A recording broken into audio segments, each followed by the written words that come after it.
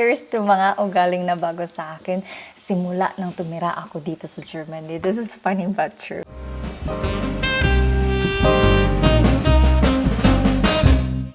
Hi guys! Welcome back to Nurse Odyssey. This is your ate girl.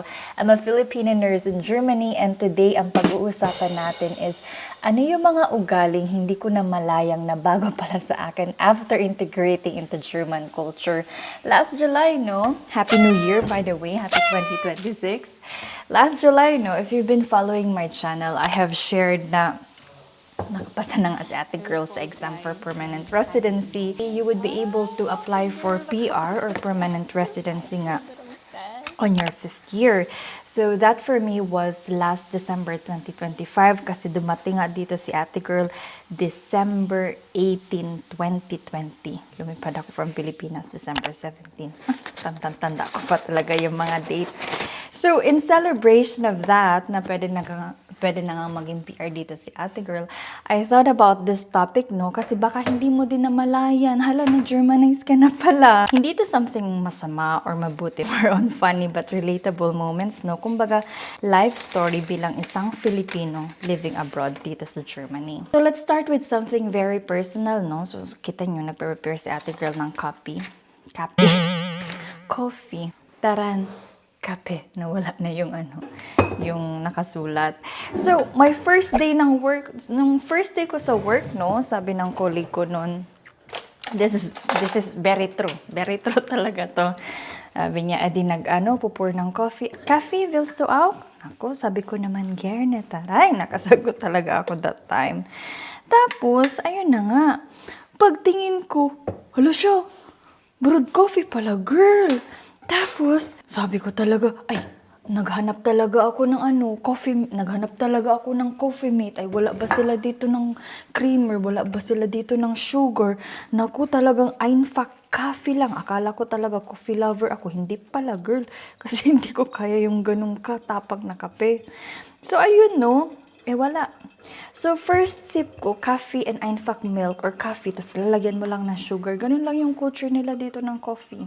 Pero pag pumunta ka siya sa cafe, syempre andyan na yung cappuccino, latte macchiato, blah blah. Pero sa work, filter coffee.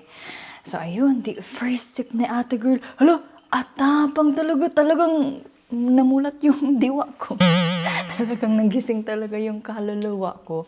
Fast forward today, no? Pag umuwi ako sa Pilipinas, ay nasasabi ko na talaga, napakatamis ng kape natin. Akala mo, ang binili mo kape, sugar pala. Kaya pala lutong-luto yung brain cells. Kaya pala lutong-luto yung brain cells natin, girl. Kasi sa kape sa atin sa Pilipinas. So, that's very true. Sure, pag umuwi ka na ngayon sa Pilipinas, no? You would feel the same way na parang, kaya mga milk tea na yan, ay, ang tatamis na ng lahat na yan. Hindi mo na yan kaya, girl. Yan, of course, our milk.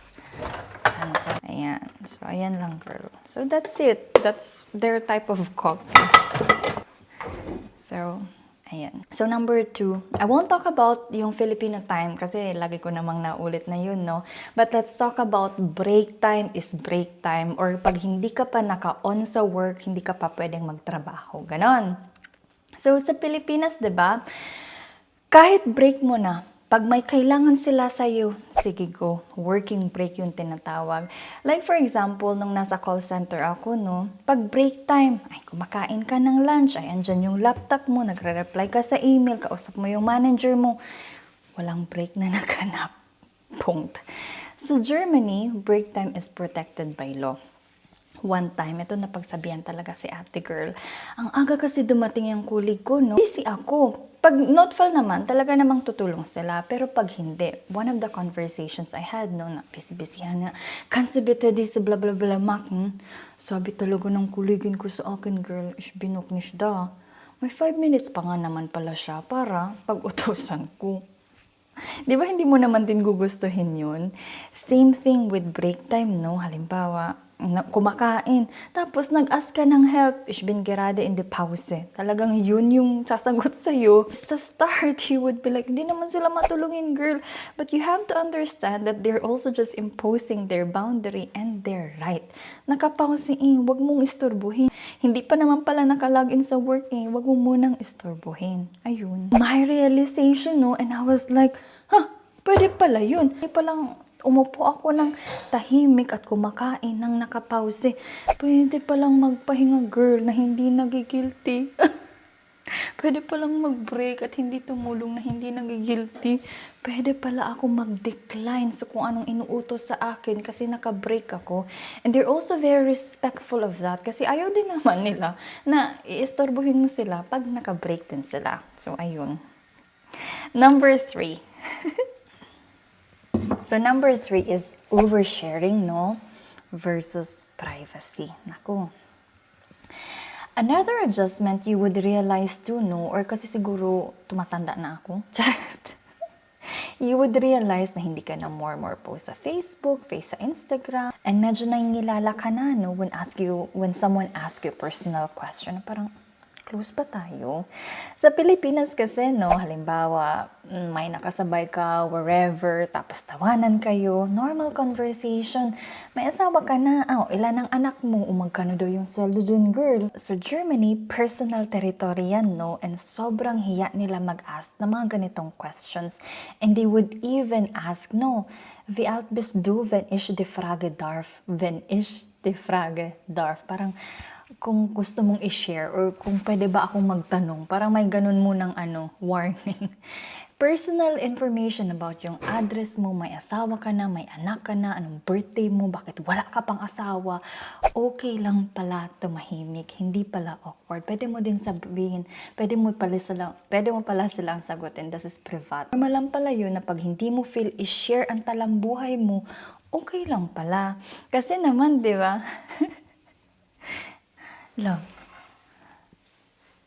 May distraction na naman po dito si ate girl. Yeah? Du musst Tagalog lernen, yeah? What did you say yesterday? What's Guten Morgen auf Tagalog? Maganda na umaga. Magandang umaga. Magandang umaga. Good. That's your first lesson today. Okay. So going back, no, can I just go? So, going back, no, it really takes time to warm up. Ito, nafe-feel ko na to, no, na hindi na ako yung very social, whatever, na best in share. Pero for sure, pag matagal ka na din naman sa team mo, no, naging close na kayo niyan. Nagkukwentuhan na kayo about life problems nyo, about sa anak nyo, sa love life, shopping. Pero hindi mo ma-expect na yung first encounter mo, first month mo, ay, close na kayo agad. Again, it takes time. So there you go, yun lang naman yung gusto kong i-share today, no?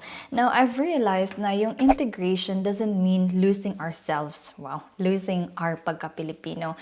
I'm sure you still have adobo, gusto mo pa din mag-karaoke. You are still expressive as you are. We are not parang less Filipino, but more on naging mas adaptable tayo. And if you are new in Germany as well, don't worry. Darating ka rin talaga sa point na tatawa ka na lang sa mga pagbabago mo sa sarili mo. So again, Happy New Year. This has been your Ate Girl. This was Odyssey, and I'll see you in the next. Cheers!